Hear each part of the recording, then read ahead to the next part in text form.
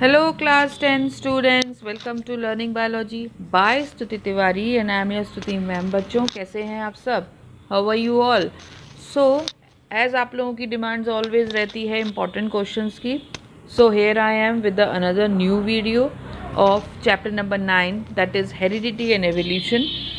ये most important questions हैं बच्चों जो कि आपके लास्ट ईयर में आए हैं। 2019 में आया है कोई क्वेश्चन, एक क्वेश्चन 2015 से लेके 21 तक के बीच में है ये। ओके, सो अगर आप लोगों ने इससे पहले की वीडियो नहीं देखे हैं so please go through my channel playlist. वहाँ आपको हाउ डू ऑर्गेनिज्म रिप्रोड्यूस के से related short answers, very short, long, case based study question सारे के सारे वीडियोस अवेलेबल हैं और मैं अपने चैनल की प्लेलिस्ट एंड स्क्रीन पर लगा दूंगी। सो आप हाउ डू ऑर्गेनिज्म रिप्रोड्यूस के भी वहाँ जाके चेकआउट कर लेना। सो इन दिस वीडियो हम लोग आज पढ़ेंगे इम्पॉर्टेंट क्वेश्चंस यानी कि लॉन्ग क्वेश्चंस जो कि 5 मार्क्स में आते हैं बच्चों के। सो आज वो स्टार्ट करेंगे हेरिडिटी एंड एवोल्यूशन से। अगर आप लोग मेरे चैनल पर नए हो तो पहले चैनल को सब्सक्राइब कर लेना एंड लाइक कर लेना ऑल्सो, जिससे कि आपको सारी की सारी नोटिफिकेशंस मिलती रहें अपकमिंग आने वाले वीडियोस की। जब भी मैं अपडेट करूँ अपना चैनल तो आप मेरा चैनल प्लेलिस्ट चेकआउट कर सकें। So today we are going to start the very first question. You can see now, with the help of Mendel's experiment, show that traits may be dominant or recessive. अब Mendel's experiment है इस chapter में, yes ये तो आपको पता होगा। अब आपको बताना है कि ट्रेट्स में भी डोमिनेंट और रेसेसिव। सो बच्चों इसका आंसर आपके सामने आ चुका है। इसके 2 पार्ट्स हैं, A and B.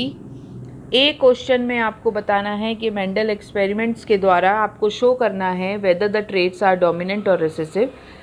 So you can see the answer now. Mendel crossed pure tall pea plants with pure short pea plants, यानी कि capital T and small t. All tall plants were produced in the F1 generation. हमें क्या मिला? All tall plants मिले F1 generation में। When F1 tall plants were self-pollinated, Mendel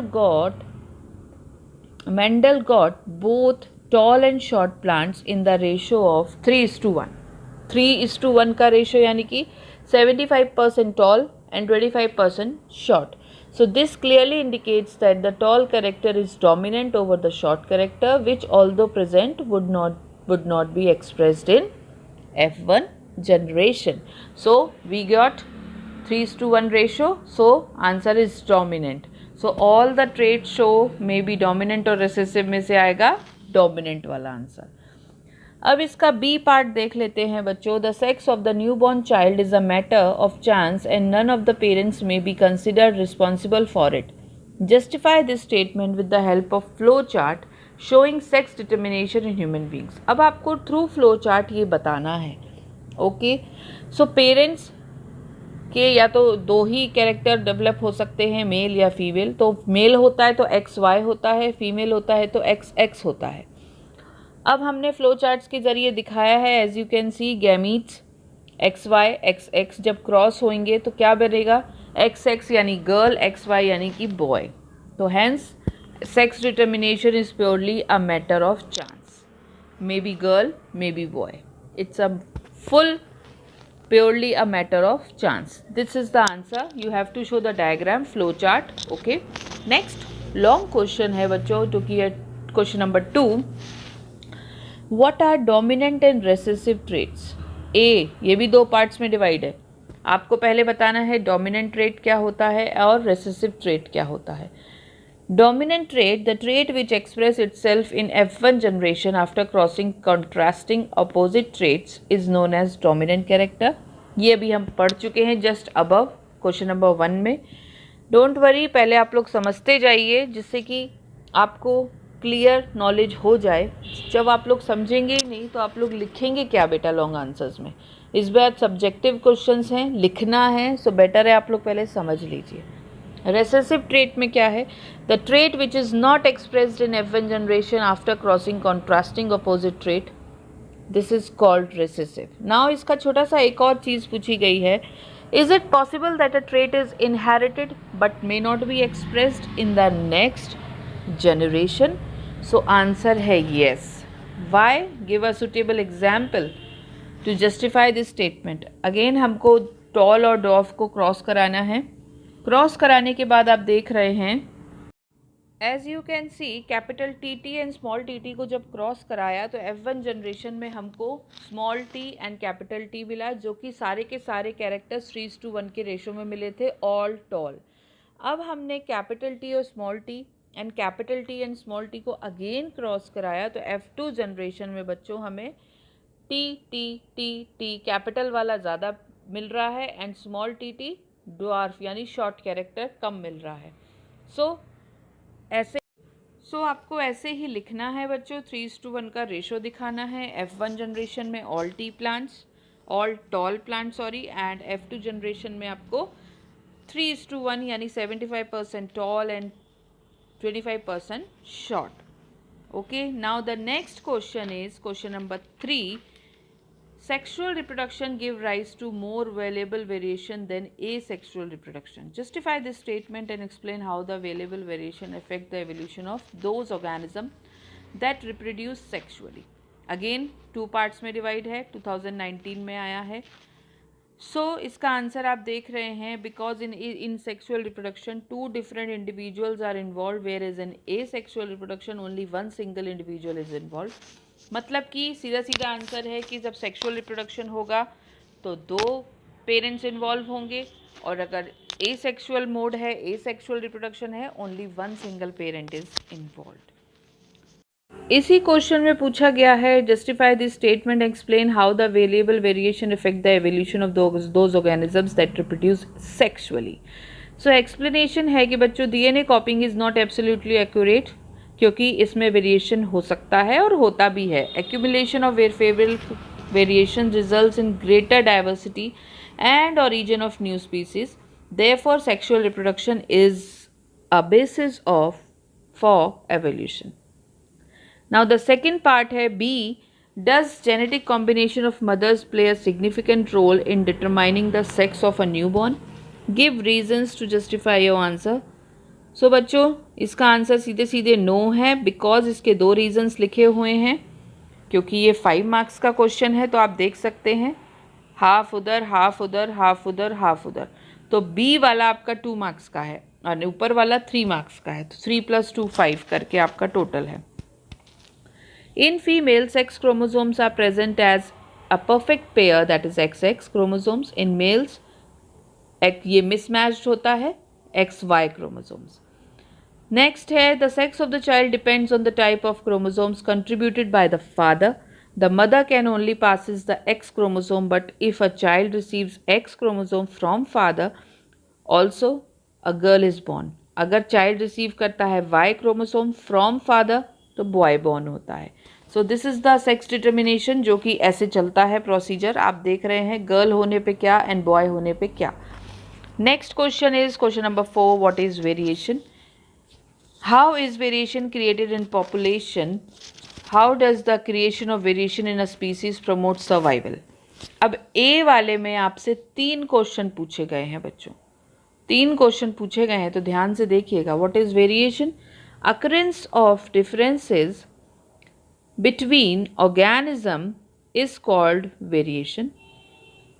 ठीक है, एक छोटी सी स्मॉल सी डेफिनेशन है. अब आपको बताना है how is variation created in a population. So new variation may be arise during the process of DNA copying that already has variation accumulated from previous generation. Combining variation from 2 or more individuals would thus create new combination of variation. Okay, now the इसी का next पूछा गया है how does the creation of variation in a species promote survival. So बच्चों इसका सीधा answer है species having suitable variation having more chances of survival in case of change in environmental condition. अगर एनवायरमेंटल कंडीशंस चेंज भी होती हैं तो हमारा जो वेरिएशन है उसको एक सुटेबल कंडीशंस मिल जाती हैं स्पीसीज को कि वो मोर चांसेस ऑफ सर्वाइवल, मतलब they can survive more chances, उनके बढ़ जाते हैं चांसेस सर्वाइव करने के. ओके, सो इसका 4th का बी देख लेते हैं. Explain how offsprings and parents of organisms reproducing sexually and have same number of chromosomes. In sexually reproducing organism, male and female gamete reproducing cells with only half the number of chromosomes as in the parent cell are produced. समझ आया? In sexually reproducing organism में male and female gametes reproducing cells with only half of the number of chromosomes. During fertilization, when male and female gametes fuses to give rise to a zygote, original number of chromosomes are restored. 23 और जब वो लोग fertilisation takes place होता है तो 46 number complete होता है. Next long question में लास्ट क्वेश्चन है क्वेश्चन नंबर 5. मैंने ऐसे ही हाउ डू ऑर्गेनिज्म रिप्रोड्यूस के क्वेश्चन 5 डाले थे. 5 क्वेश्चंस दे रही हूँ बच्चों, लेकिन वो पूरे चैप्टर से रिलेटेड बहुत ही इंपॉर्टेंट है. Question number 5, how many pairs of chromosomes are present in human beings? Out of these how many are sex chromosomes? How many types of sex chromosomes are found in human beings? Clear? 3 तरह के question पूछे गए हैं और एक और last में पूछा गया है. So as you all know, how many pairs में पूछा गया है तो 23 pairs of chromosomes. Out of these how many are sex chromosome, यानी कि 1 पेयर जो होता है वो सेक्स होता है 2 टाइप्स में. नेक्स्ट है how many types of sex chromosomes are found in human beings. So there are, flow chart के जरिए देखिए, फ्लो चार्ट के थ्रू आपको शो करना है, ठीक है ना. How many types of chromosomes के XY एंड XX क्रोमोसोम्स होते हैं, ये तो मालूम ही है. अब आप देख सकते हैं मेल के पास XY, फीमेल के पास XX. अब डेवलपमेंट ऑफ जाइगोट, जब XX होगा तो गर्ल एंड XY होगा तो मेल. क्लियर? ऑफस्प्रिंग देखो फीमेल हो रहा है XX, XY हो तो मेल. अब नेक्स्ट क्वेश्चन पूछा गया है लास्ट, तो छोटा सा है, इसी का हाफ पार्ट है, मतलब कि 1.5 मार्क्स का, और you can say 1 marks. The sex of new born child is a matter of chance and none of the parents may be considered responsible for it. Draw flow chart showing determination of sex of a new born to justify this statement. ये flow chart बन गया है. अब आपको बताना है justification. तो women produces only 1 type of ovum, यानी कि जब वो कैरी करती है X क्रोमोसोम तो XX हो जाता है, और मेल कैरी करता है 2 types of sperm, that is XY in equal proportion. So sex of the child is a matter of chance depending upon the type of sperm fertilising the ovum. पूरा का पूरा matter जो है वो father के sperms पे depend करता है बच्चों, जब फर्टिलाइजेशन के दौरान जब वो ओवम से मीट करता है. सो लास्ट यही लाइन लिखी है, the sex of the child is a matter of chance depending upon the type of sperm जो कि प्रोड्यूस कर रहे हैं father fertilizing the ovum. So these are some very important question answers, long question answers बच्चों, जो कि है chapter 9 से रिलेटेड. आपको क्लियर PDF मेरे डिस्क्रिप्शन बॉक्स में मिल जाएगा, और लास्ट में वीडियो के आपको एक सब्सक्राइब का बटन मिलेगा और आपको चैनल प्लेलिस्ट मिलेगी. अगर आप उस चैनल प्लेलिस्ट को क्लिक करेंगे तो आप जानेंगे कि हाउ डू ऑर्गेनिज्म रिप्रोड्यूस में कितने सारे इंपॉर्टेंट क्वेश्चंस हैं जो सुने भी नहीं होंगे आप लोगों ने. टर्म 2 से पहले आप जल्दी से इस वीडियो को शेयर करिए, देखिए, और ज़्यादा से ज़्यादा अपने फ्रेंड्स तक पहुंचाइए, जिससे कि सारे बच्चों को टर्म 2 से पहले ये वीडियो मिल जाए. ये है चैप्टर नंबर 9 का. नाउ अब आपको इसके केस बेस्ड क्वेश्चंस आएंगे. Next video will be on case based questions, जो कि बहुत ही इंपॉर्टेंट क्वेश्चन. टर्म 2 में भले ही 2 या 1 केस बेस्ड आए बच्चों, लेकिन ये अच्छे खासे मार्क्स कवर करता है. और बायोलॉजी में से तो ज़्यादातर इस बार मैक्सिमम पार्ट मार्क्स का जो वेटेज है वो बायो में से है. सो अगर आप लोग how do organism reproduce, heredity and evolution and our environment को अच्छे से प्रिपेयर करते हैं तो आपके बहुत अच्छे चांस होते हैं गुड मार्क्स के. Very good percentage you can get. Okay, so जब तक के लिए सब्सक्राइब माई चैनल और हाउ डू ऑर्गेनिज्म रिप्रोड्यूस की प्लेलिस्ट चेकआउट.